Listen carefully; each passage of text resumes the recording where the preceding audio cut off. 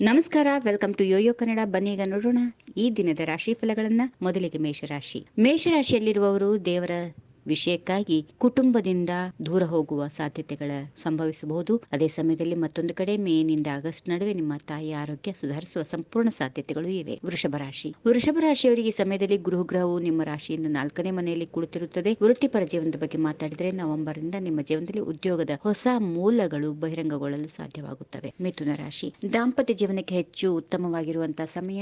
ಜೀವನ ಸಂಗಾತಿಯೊಂದಿಗೆ ಯಾವುದೇ ಸುಂದರವಾದ ಪ್ರವಾಸಕ್ಕೆ ಹೋಗಲು ಯೋಚನೆ ಮಾಡಬಹುದು. ವಿವಾಹಿತರಿಗೆ ವರ್ಷದ ಅಂತ್ಯವು ಸಹ ಅನುಕೂಲಕರವಾಗಿ ಸಾಬೀತಾಗುತ್ತದೆ. ಕರ್ಕಾಟಕ ರಾಶಿ, ಪ್ರೀತಿಯ ಸಂಬಂಧದೊಂದಿಗೆ ವೈವಾಹಿಕ ಜೀವನದಲ್ಲಿ ಈ ಸಮಯದಲ್ಲಿ ನೀವು ಮಿಶ್ರ ಫಲಿತಗಳನ್ನು ಪಡೆಯುತ್ತೀರಿ. ಏಪ್ರಿಲ್ ತಿಂಗಳಲ್ಲಿ ರಾಶಿ 3ನೇ ಮನೆಯಲ್ಲಿ ಗುರುವಿನ ಸಂಚಾರ ವಿಶೇಷವಾಗಿ ಪ್ರೀತಿಯಲ್ಲಿರುವ ಜನರಿಗೆ ಅನುಕೂಲಕರ ಫಲಿತಾಂಶಗಳು ಇರುತ್ತವೆ.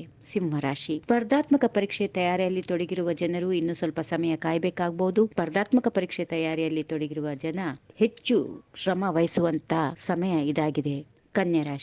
ಕನ್ಯಾ ರಾಶಿಯ ಅಧಿಪತಿ ಲಾಭದ ಮನೆಯಲ್ಲಿರೋದ್ರಿಂದ ಪ್ರೀತಿ ಸಂಬಂಧಗಳ ಮನೆಯ ಮೇಲೆ ಸಂಪೂರ್ಣ ದೃಷ್ಟಿ ಇರುತ್ತದೆ. ಇದ್ದಕ್ಕಿದ್ದಂತೆ ಒಬ್ಬ 3ನೇ ವ್ಯಕ್ತಿ ನಿಮ್ಮ ಸಂಬಂಧದಲ್ಲಿ ಹಸ್ತಕ್ಷೇಪ ಮಾಡಲು ಕಾರಣವಾಗಬಹುದು. ತುಲಾ ರಾಶಿ, ದೂರ ಪ್ರಯಾಣ ಕೈಗೊಳ್ಳುವ ಸಂದರ್ಭ ಒದಗಿ ಬರುತ್ತದೆ. ಅದೇ ಸಮಯದಲ್ಲಿ ಮತ್ತೊಂದು ಕಡೆ ಈ 2-3 ತಿಂಗಳಲ್ಲಿ ನಿಮ್ಮ ತಾಯಿಯ ಆರೋಗ್ಯ ಸಂಪೂರ್ಣವಾಗಿ ಸುಧಾರಿಸುತ್ತದೆ. ಹಾಗೆಯೇ ಅವಿವಾಹಿತ ಜನರಿಗೆ ಈ ವರ್ಷ ವರದಾನ ಅಂತ ಹೇಳಬಹುದು. ಈ ವರ್ಷ ಅವಿವಾಹಿತರಿಗೆ ಒಳ್ಳೆ ಸಮಯ. ವೃಶ್ಚಿಕ ರಾಶಿ, ಲಾಭದ ಮನೆ ವೃಶ್ಚಿಕ ರಾಶಿಯಲ್ಲಿ ಇರೋದ್ರಿಂದ ಪ್ರೀತಿ ಸಂಬಂಧಗಳ ಮೇಲೆ ಸಂಪೂರ್ಣ ದೃಷ್ಟಿ ನೀಡುತ್ತೀರಿ. ಇದ್ದಕ್ಕಿದ್ದಂತೆ ನಿಮಗೆ ಧನಲಾಭ ಆಗುವ ಸಾಧ್ಯತೆಗಳು ಸಾಕಷ್ಟು ಇವೆ. ಧನುರಾಶಿ, ಆದಾಯದ ಹೊಸ ಮೂಲಗಳನ್ನು ಸೃಷ್ಟಿಸುವಲ್ಲಿ ಸಹಾಯ ಆಗುತ್ತದೆ. ಅಷ್ಟೇ ಅಲ್ಲದೆ ಈ 2-3 ತಿಂಗಳ ನಡುವೆ ನಿರಂತರವಾಗಿ ಗ್ರಹಗಳ ಬದಲಾವಣೆ ಇರೋದ್ರಿಂದ ಜೀವನದಲ್ಲಿ ಅನೇಕ ಆರ್ಥಿಕ ಏರಿಳಿತಗಳು ನೋಡಬಹುದು.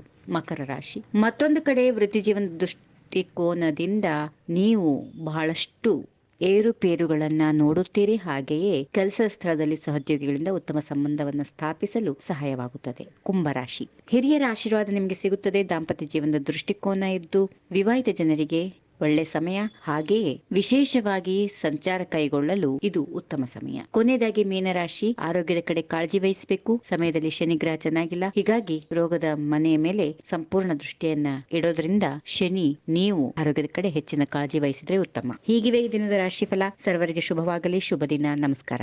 ಈ ವಿಡಿಯೋ ನಿಮಗೆ ಇಷ್ಟವಾದಲ್ಲಿ ಲೈಕ್ ಮಾಡಿ, ಶೇರ್ ಮಾಡಿ, ಸಬ್ಸ್ಕ್ರೈಬ್ ಮಾಡಿ.